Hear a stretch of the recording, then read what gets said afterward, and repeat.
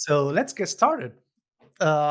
First of all, thank you, everyone. If you may think, "Hey, where is JP?" Well, JP is coming back from Orlando Disney with his family, and he has some issues with the flight. So he said, "Hey, Nico, can you do this?" And say, "Yeah, okay, I'm here for sure." And the good thing is that today's topic is what happened on NAB, and to talk about some highlights and stuff you saw at NAB. And the fun thing is that I was not an NAB. So it is great. You can tell me what happened and I can learn from you. And that's, I think, could be the way we try to address things here. Um, I think these people doesn't need introduction. You know them very well. But I think it's also a good thing to just mention. We have here Alex Zambelli, Senior Platform Manager from Dolby, Barry Owen, Chief Solution Architect from WOSA, Babesh, a great friend, uh, Product Manager, Operational Leader, and this is our Emmy guy here. I love that. I want to have an Emmy on my back. That's something in my life I have to check. So I'm very jealous about that. Maybe you can go on eBay. No, the real one. And of course, Olga, love you, Olga, COO and co-founder of ECDRM.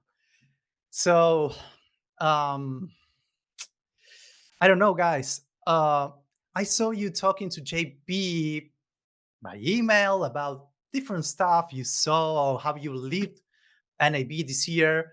And I think, first of all, I read about an observation, I think was you, Alex, about how the mood of this NAB was different from others regarding where you took some, just the meetings and stuff like that. Maybe just as kick off. I don't understand exactly what happened, but maybe you can tell me. I don't know. Yeah, I mean, in terms of the organizational layout, it seemed to me that this year the NAB organizers put some effort into getting most of the companies that are in the OTT streaming space into the same hall.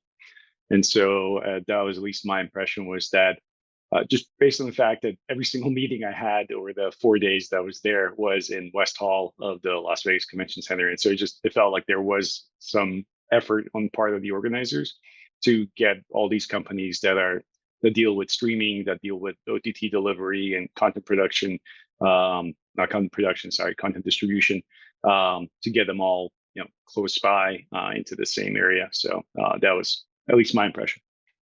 I think you're right for the most part. I think I only had one trip over to South, which is, it's a freaking hike. It was like 15 minutes walk. So you have to plan extra to just get over there and then try to do everything you're going to do for the whole show over there while you're over there once and then come back.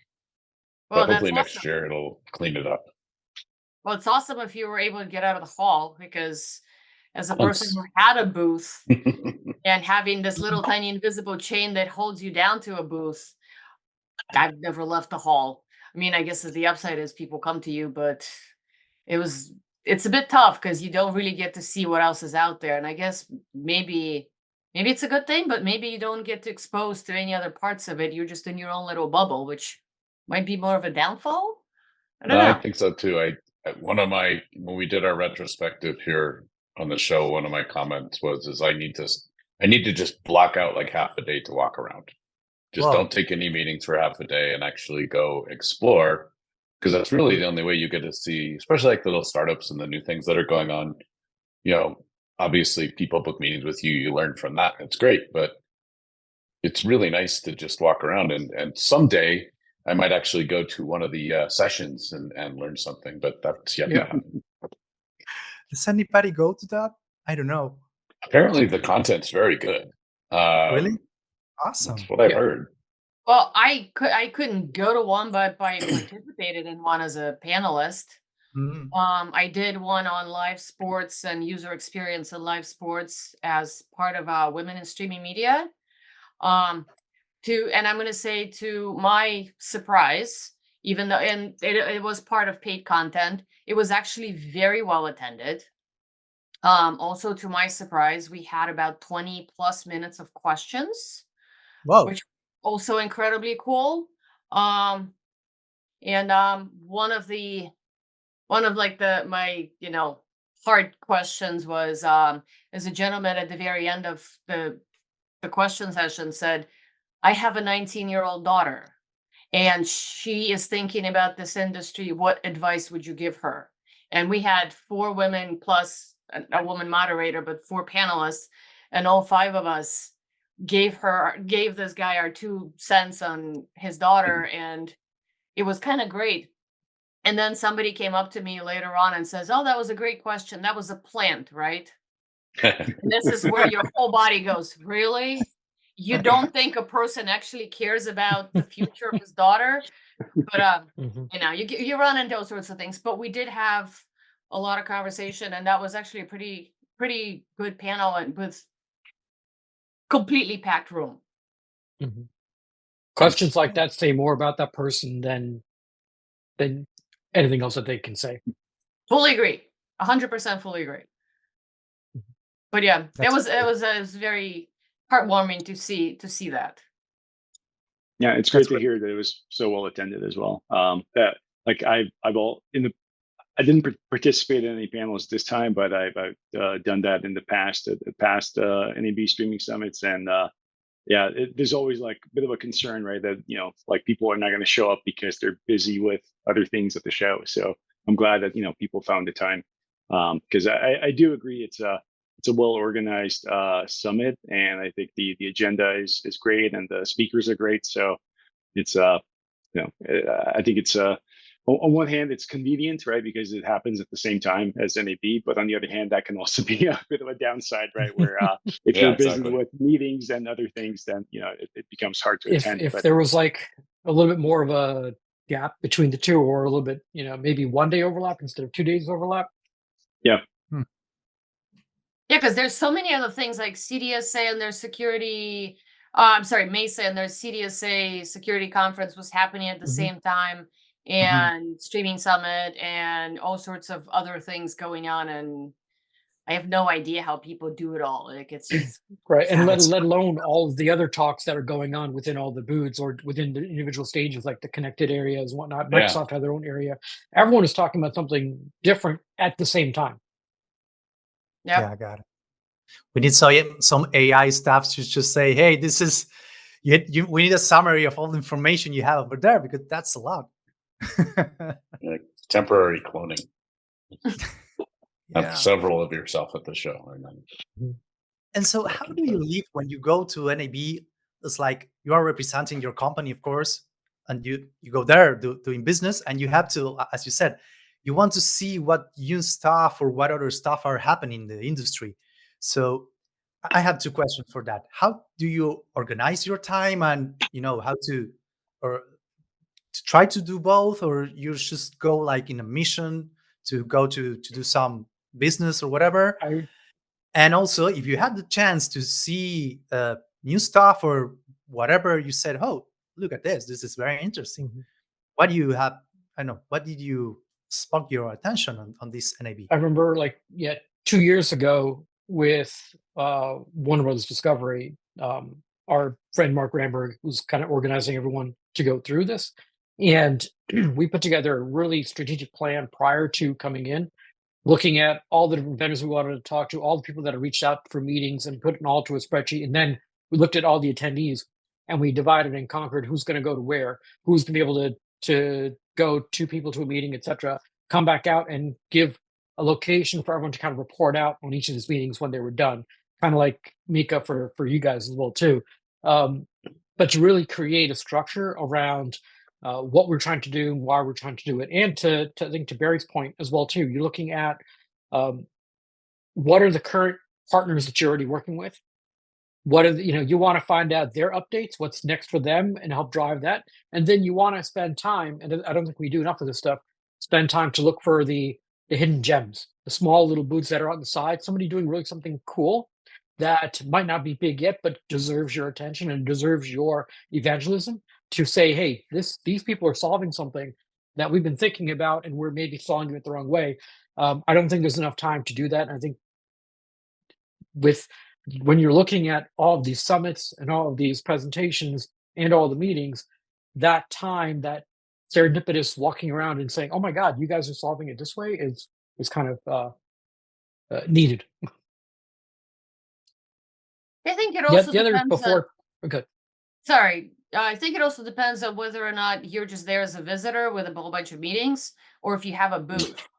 Because if you have a booth, and then you're deciding how many people you're bringing because you need to staff the booth, you have to make sure it doesn't look sad, and there's like two people and or nobody or what have you, and that is a whole other conversation.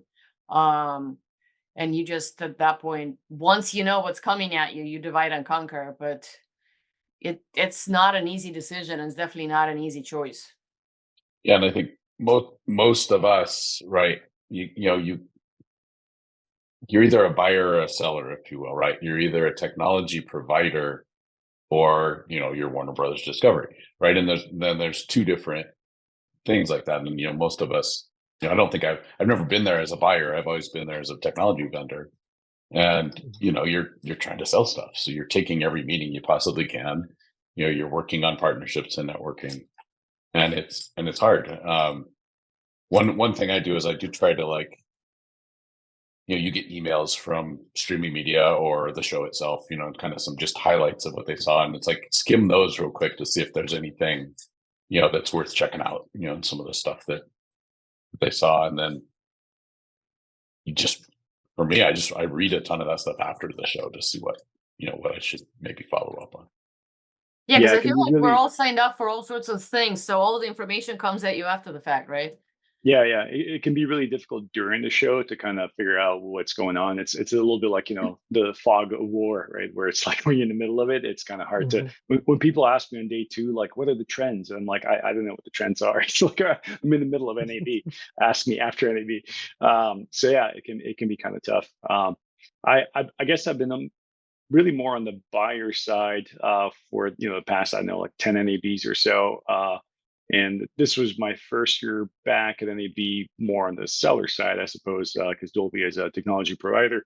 Um, and I found that I didn't take a significantly different strategy towards meetings.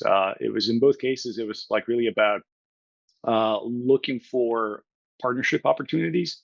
So whether you're providing technology or whether you're buying technology, either way, like, you're trying to make that connection because you're trying to understand, if you're a provider, what is the customer looking for? And then if you're a buyer, you're trying to understand, like, what is it that the provider is offering, right? So you're trying to understand, like, is it a good fit?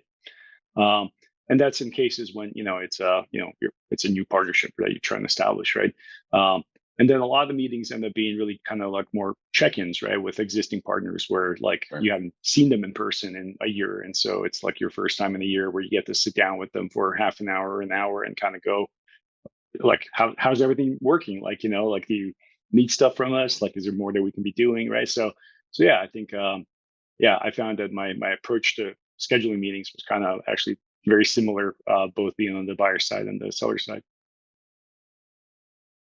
But the Oh, the cool one thing thing, about scheduling meetings. Go ahead, Olga. no, I was gonna say, because the second part of the question, did you see anything cool in the Amazon Well, maybe also Village? like, and I think Alex also like said it. You try to see the trends, so maybe that's the juicy thing about what you think are the trends. Oh, this is totally not a trend. This was totally not a Okay, trend. This was cool and trend, randomly cool and trend. in Amazon Village. They had Media Monks had Wormhole, the worm from the oh my god, Dune. no, Men in Black. Oh, Wow. The worm dude. And they actually, I have no idea how they did or what they did to it, but it had a video camera and whatnot. And the guy was like, "Hey, Wormhole, say hi to my friend Olga." And this thing would talk back at you as an animated character, and it was all sorts of movie like. It was very, very randomly cool. It's the only cool thing I physically saw over the whole show. Sounds The fun. robotic dog was fun too. The theme I noticed, I think the overarching theme of the show is what I'll term fiscal responsibility, right? So everybody wanted to talk about ROI or TCO, or how to reduce my costs from both sides, right? From a content owner perspective, Yeah. they're cutting costs. They're cutting cost licensing rights or creating content. They're cutting people costs. They're trying to automate things. And then that follows down to the technology vendors who they want us to give them more for less. Right. So it's, Got it's the maturity of the industry, right? It's like now we're at the point where everybody's grown and they've amassed these huge audiences of people, and they actually realize they have to figure out how to make money off those people versus just, gathering eyeballs. So it's a maturity, and it's, for me, it was pretty pervasive. Almost every discussion I had something to do with that. I had 3 people mention Mark Zuckerberg's year of efficiency comment. So consolidation and cost-effective organizations. And it's funny, I saw that with 3 different companies applying that, where they're looking at, well, what does cost savings mean? Where are your costs coming from? A lot of them are with delivery, CDN. And so they're looking at, pick like IMAX and Cinemedia, both of them Mhm. looking and saying, how do we take and first of all measure the quality of the encode that's coming out, and then reduce the bandwidth and verify that we're actually still giving you the same quality that we've recorded, but now at a lower bandwidth, so that you can now save on CDN costs. So you'll pay a little bit more for the encode part of it, but you can save down here. And the more you deliver, the more you can save. Um, there's lots of other. I think during our conversation with David Asun when we were there at ORT, even he mentioned that the internet's coming to a point where you've got CDNs that are running out of money, so they're not paying for more peering connections, etc. So we're trying to push more and more video through companies that are making less and less profit, through pipes that are not being increased because it's a lot of capital. Um, where's the savings going to come from? You're going to have to reduce bandwidth, or you're going to figure out something really smart on the other side in order to have the bandwidth be shared, something beyond the way, because the amount of video being delivered is not going away. We demoed something. So sorry, backtrack for 30 seconds. I am I'm co-founder of EZDRM. I also wear a hat with Dash IF, which is the Dash Industry Forum. And for the past 2 years, Dash Industry Forum has been involved with, or has had a booth in the future zone I think the future zone of NAB. It's in West Hall, all the way in the back or the front, depending which way the bus brings you. And there's always been a booth, and basically member companies of Dash IF would put demos up. And it has to be future facing. It can't be something in production. It has to be something that was just out there still being tested. We demoed a project we did with a TAM about being able to take a DRM protected piece of content that gets to you over CDN, decrypt it, and recrypt it on the fly for a different distributor, which we got a lot of interest unexpectedly for, because it basically creates a cost savings of a single point of delivery. And for us, it was going out of an attempt Titan over CDN to a different attempt Titan here, and getting completely repackaged, if you will, for either IPTV delivery or for a different plus service, a different streaming service, without having to re-encode, do anything to this piece of content, and giving the original content owner more control over types of oh my god, it's 7 p.m. here. My words start to escape me. I was also at a sporting conference today, but it gives you a lot more control. And we just, it's a project we worked on, and we didn't totally expect anything out of it. And we got a lot of really cool interest of it because of a potential cost savings for different companies. Yeah, I think there's 2 angles, right? There's decreasing your costs, and then there's increasing your revenues, right? So, how can we leverage things like AI or other things to, more efficiently monetize content? How can we do more with less? Yeah, I mean, right. It's like better targeted ads, more actionable ads. There was a bunch of technologies floating around to do, kind of enable don't know what object detection-y kind of things to better enable things in a video where you could take action and buy something, right? So, hey, there's a Coke can. I'm going to click on the Coke can and buy it, or I'm going to pop up a QR code. So if it's on my TV, I can do something. And I think you're going to continue to see things targeted towards more efficiently monetizing video. With all the fast channels out there, the ad targeting is horrible, right? I mean, there's a big challenge in actually getting a relevant ad to somebody. And, it's hard with the various forms, that now that we have interstitials and whatever the dash equivalent of that is, I can't remember the name of it. Maybe that's a better way. Something like that. Yeah, the alternate MPD thing, right? So it's like now maybe we can more efficiently do that and do more relevant ads. And then I think the next step is really being something with the actionable ads, right? Everybody hears about live commerce and shoppable video and all that. And somebody needs to really make that real, and then that'll enable people to more efficiently monetize all these fast channels.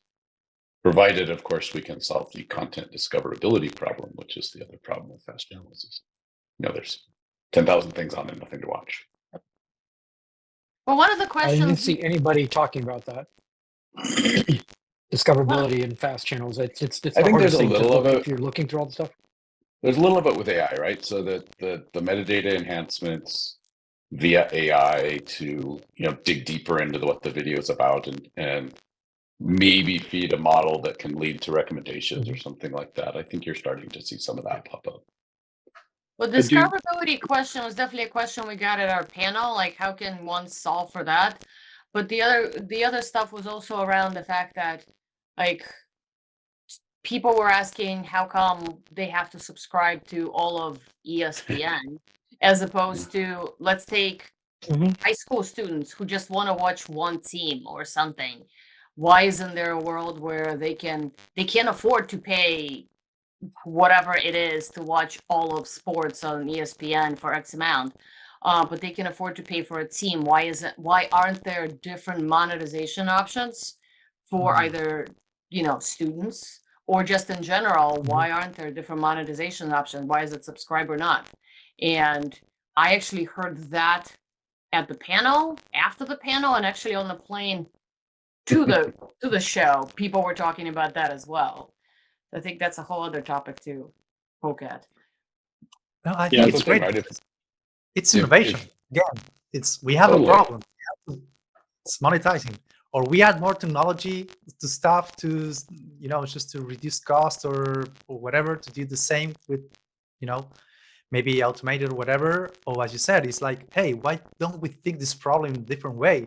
How we market this product to, as you said, just student. Maybe to get that subscription, you need to upload your student ID or whatever. But it's like how I market my product to this particular market. Again, that we are not covering. Maybe we are still thinking in all TV, like, as you said, I have to pay for the ESPN or the sport add-on. I don't know. So the question becomes, like, what's the barrier to entry to doing this? We all think and look at it and say, oh yeah, easy, just pay for the 50 cents, $1 per event, episode, whatever, just tack on. What's the barrier to prevent that? What's stopping somebody? Is it the cost of individual transactions? Is it the ability to create this many individual sale items inside there? There's something that's there that somebody has to solve, because if the final version from what the consumer sees, which is, oh yeah, I don't want to pay for the entire month, I just want to pay for this one event. How many of those potential events are going to go through? What does that look like on the back end?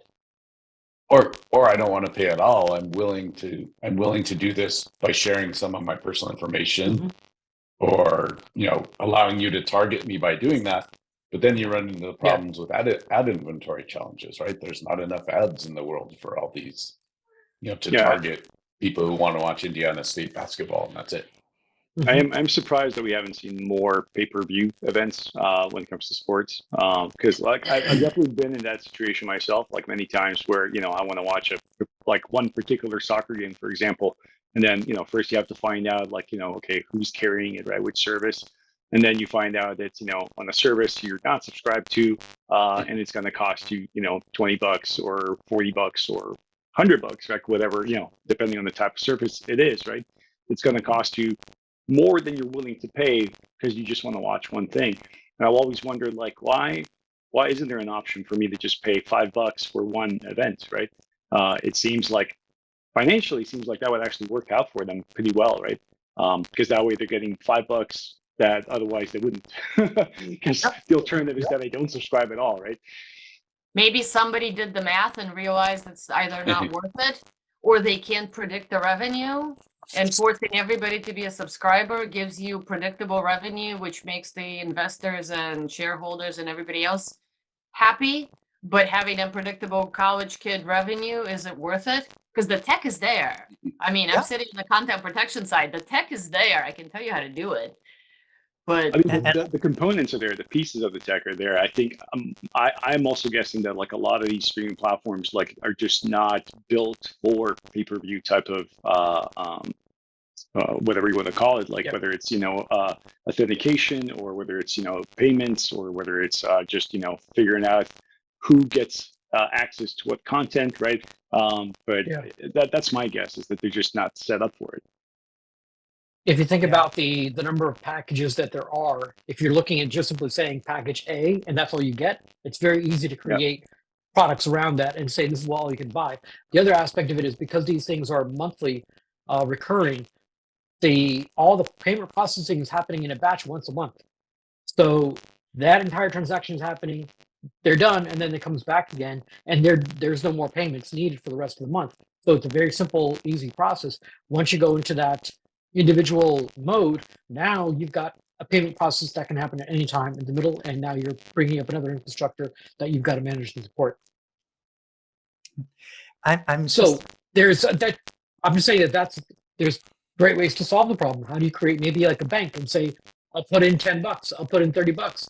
So now I can just eat into the processing will happen one time, and now I can eat into it and just say, okay, this one is 25 cents. I'll hit it right now, and just my bank goes down to $9.75, and you keep on going like that. I think that might be a better paradigm for people to say, oh, absolutely, I already banked up this much money. Just keep on using it. Yeah. And going back to Olga's point, like maybe it's economics doesn't make sense for this, but it's like now I need to see that, because if not, that's a good hypothesis. Like, yeah, maybe someone did the calculations and now this makes sense. But if it's not the case, it's like, hey, someone has to do a beta testing or whatever, because also the other good thing about technology is that we can scope to do that kind of stuff, A/B testing, beta testing, whatever. And it's something that we and the technology is already there also to say, okay, it's just one city. Let's take a look and see if it works in, I don't know, New York or whatever. And to be honest, the other day I had to take a look at Hotstar. It's Disney in India, right? I use a VPN. I connected to Hotstar from here, and I said that. I didn't have a user and password. But I did not hear that. La la la la. But what paid my attention was that I saw that they sell a plan that was 1 week of streaming, and say, "Whoa, 1 week!" And after I saw that, I say, I'm so used to see monthly cost for this kind of services. That's just see weekly service. It's like, whoa, maybe it also makes sense. As you said, maybe I just want to see the finals of whatever. And maybe it's just not a pay-per-view. It's just your service for a week or whatever. Of course, it's more expensive, but maybe it's what I can pay for. So yeah. That probably goes to the economics of wherever it's happening. I mean, in the US, it's assumed that anybody can pay for a month of whatever and then forget to unsubscribe. And then next thing you know, you're caught yourself, 6 months into it going, shoot, why am I still paying for this? Yeah. But that's not the case everywhere. I mean, I'm not implying in any way, shape, or form that everybody in the US can afford to pay for 6 different things. But that's probably the reality, where people can pay streaming services with their cell phone plans and all sorts of other interesting things. But yeah, you could be curious on the economics of that. Yeah. But if you look at Apple Music or Spotify, and from we know from the technology side, the amount of cost to deliver audio it's minuscule compared to people asking for 4K video and the amount of it takes to encode, process, and deliver through CDN and load a 4K plus video. And yet the costs for a video service are almost the same as the cost of an audio streaming service. And there's no one blinks an eye about paying for multiple audio stuff. Who pays for multiple audio stuff? Have some music and Apple Music or Spotify and or family plans, things like that. Yeah, I mean it's a good Either way, question it's still to ask, cheap compared to that. Yeah, but Yeah. that's an interesting point, right? Like when you think about like why is it that most of us don't pay for 6 different music streaming services, right? I think the answer is because most of the music is the same on all the services, right? Like it's very rare that you get exclusive deals, right? Exclusive music on one service, and if it is exclusive, like I think it's for a fairly limited time window. Whereas on the video side, right, like we were living in a highly fragmented world right now where you have to sort of find where the content is, and it's most of the time it's only on one service. Occasionally it'll be on 2 at the same time, but it's rare that you'll find the same movie available through subscription streaming from 4 different services. And then it's not easy to find that service either. Yeah. It's not like a TV guide where you can find whatever episode of whatever. Wouldn't that be nice? Like some sort of universal search would really be like the holy grail, right? But nobody wants to play. That's the thing, right? I mean, Netflix doesn't participate in Apple's federated search, and some do, some don't, and it's like nobody wants to play nice together to make that happen. Yeah, I mean, it's interesting that we have. Sorry, go ahead, Alex, because I was going to make a joke.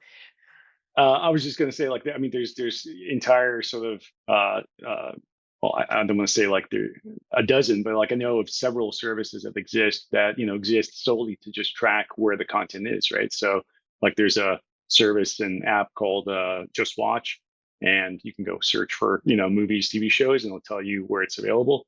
And I know there's others like that, but I mean, it's interesting that these services were even necessary, right? Because things got so fragmented.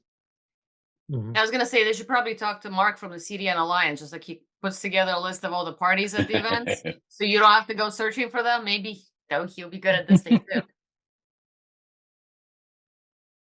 I mean, that's some of the stuff the SVTA is trying to do with trying to create like a common metadata standard and things like that. But it's just hard because I think it requires buy-in from everybody to make it work.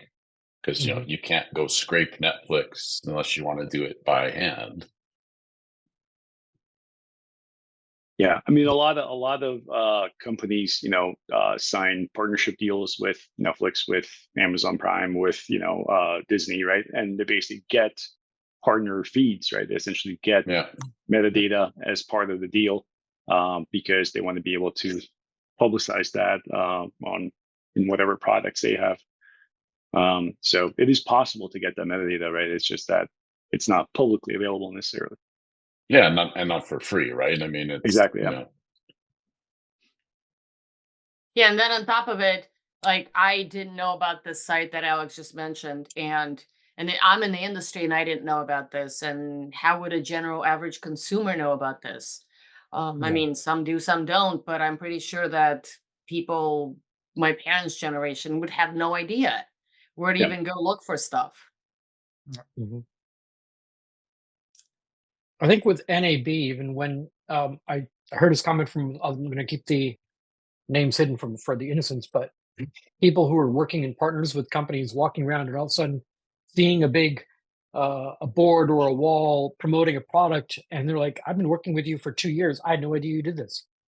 And there's a lot of that kind of finding out, observability from that perspective, and just saying, "Oh my God, you guys do this now?" And let's talk about it. Like, where have you been? Like, we've been talking about this stuff for a while. How come you didn't say that you already work on this? You have a service that does X, Y, and Z. Yeah, makes sense. I think there's so much stuff that everyone works on.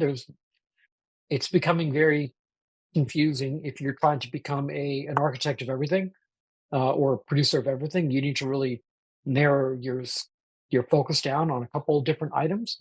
and drill in and learn about that and find those companies that are working on that and figure out ways. I think NAB is a great opportunity if you have time to walk the halls and ask everybody about what they're doing, but most people don't have that time. And so, uh, what have you seen here from Uruguay? I'm reading a lot about, for example, this is a very special year in the world because there are a lot of elections, different parts of the world. US has elections. We at Uruguay also has elections and other kind of countries. And everything related to AI and videos and when you do deep fake and things like that, or change the voice or something like that. Have you seen anything, or what? How do you think our industry is going to take that challenge? Because I think it's very big, and when we think about more like OTT stuff, it's like more like the traditional way. But now when we go to social media and we also create technology for that, uh, how are we going to work with this kind of issues? I don't know if you have seen something with that because it's very new, it's growing a lot. Also, we have seen like issues in now war in Israel, Gaza, all that, and all this kind of issues with misinformation or whatever. Is every time it's like worse and worse. And so, is NEB has something for that, or for social media? Have you seen anything that someone working in that area? Yes. I don't think go ahead. Okay. So we are actually playing with that a little bit. There's an organization called C2PA, which Mhm. stands for Coalition for Content Provenance and Authenticity. And the goal of the organization is to answer the question of, do you know the source of this content? I actually used to say, do you trust the source of this content? And somebody from Microsoft corrected me and said, do you know the source of the content? Because you can know the source of the content, but not necessarily trust it. Like, I am liberal and I will openly own up to that. And the content could be tagged as Fox News and genuinely be tagged as Fox News. And yes, we own the source of we know the source of the content, but do I trust it? There's a whole different conversation.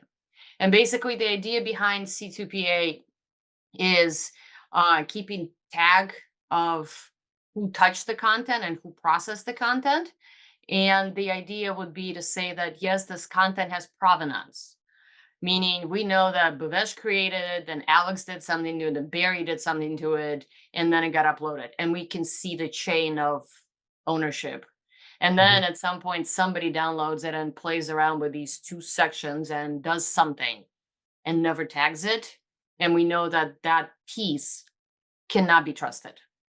And they've gone as far as, I think, within the C2P, there was a demo video where you can see the play, like the line of for content, and you can see how it's all green, green, green, and there are pieces that are red, and then it's all green again, and then there are pieces that are red on the whole, the 2 minutes of content, where you know that the green Mhm. stuff is original and hasn't been altered, and the red stuff is the stuff that you can't trust because you don't know what happened to it, but something was done to it. And yeah, I see Alex posted C2PA. Yeah, that's very interesting. I think Yeah. something like that's going to be required at some point, right? Because it's too easy to generate video. It's too easy to, you know, change the words of what I'm saying, even though my lips are moving the right way, and some of those other stuff. And I think, you know, hopefully that means that more and more content is protected in various ways. Whether that's, honestly, if I was a Fortune 500 company, I would be DRMing all my executive speeches, right? Even internal stuff. I wouldn't let that. I wouldn't have anything that was in the clear, and they don't, right? I Yeah. mean, none of those companies are using the available tools they have now. Well, with DRM, and that's a good point, Barry, because with DRM, you can't modify the content anymore, which Mhm. makes it safer. And then you never have, a CEO of giant companies saying horrible things because you can. Like, there was actually there was a case that they talked about in a C2PA meeting about the fact that this employee was going to get fired, he found out and he used AI to like change his boss's words and try to get his boss fired before he was going to get fired. They eventually found out that it was fake and so on and so forth, but the boss's reputation was completely ruined until they could figure out and sort through all this stuff. Because it's just that easy nowadays. I think C2PA also allows for creativity if you wanted to continue creativity and adding on and all the influencers and social media that keeps, taking something and stitching into it and doing all this other stuff. So it allows for that.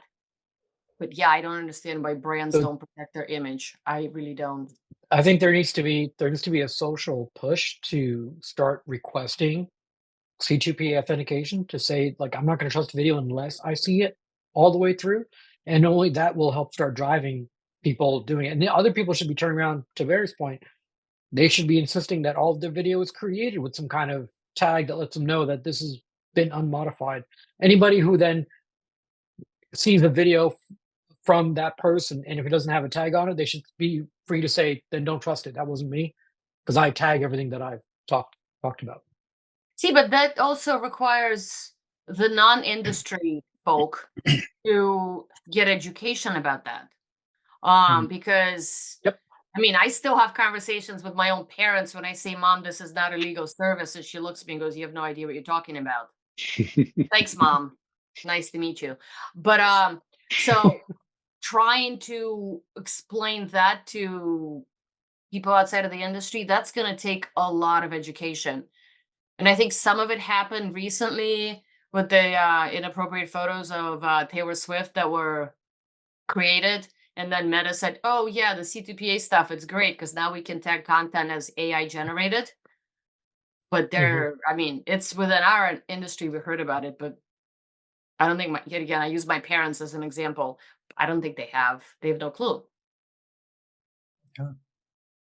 So I see opportunities for us here. Like, why don't we implement that on our products and also on our players and whatever? And that's a way we should start doing more. Like, for me, this is personal. I think it's something I think a lot because it's a big issue. Like I see what you said. For example, my parents sometimes sharing on social media, whatever, videos that, hey, this is not true. Did you check that?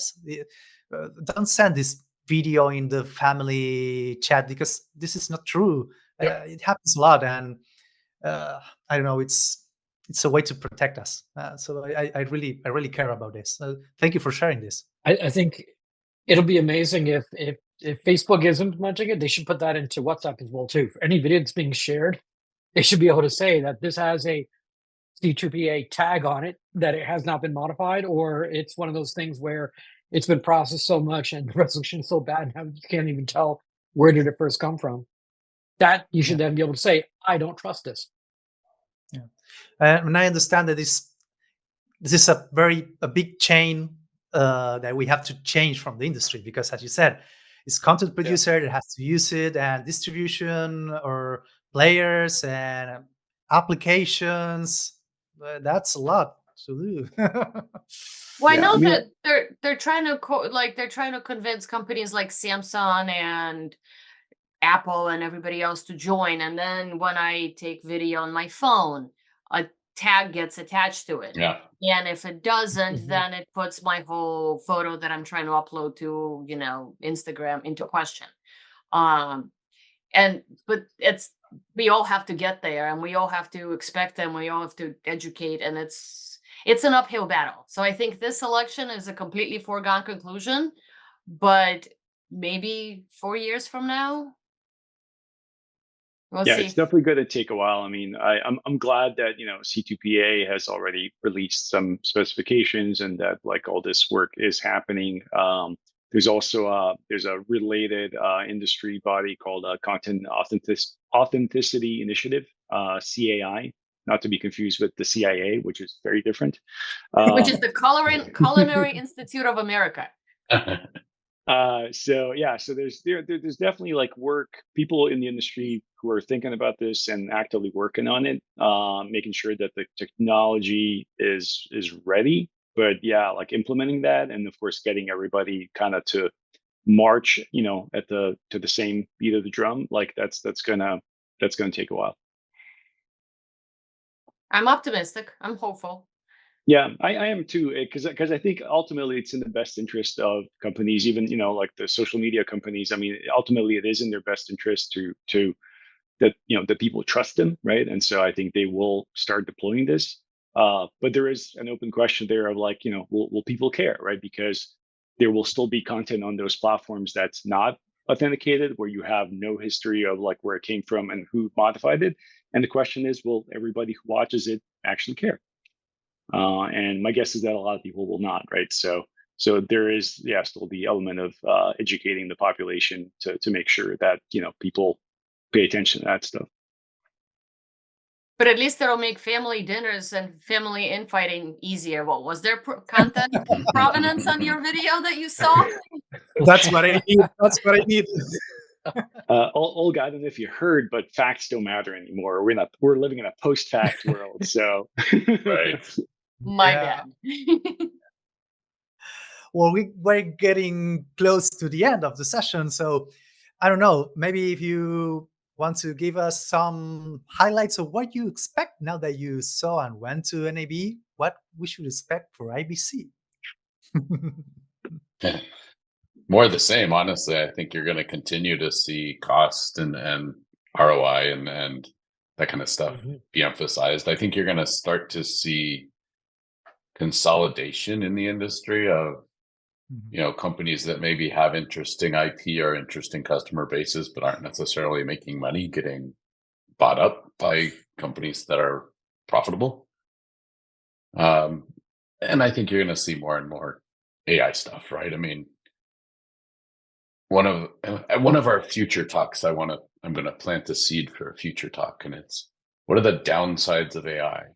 Because if you think about the immense computing power that's going to be needed to power all this AI in the next pick a time frame, it's at some point the AI is going to take over and say, I need all the power.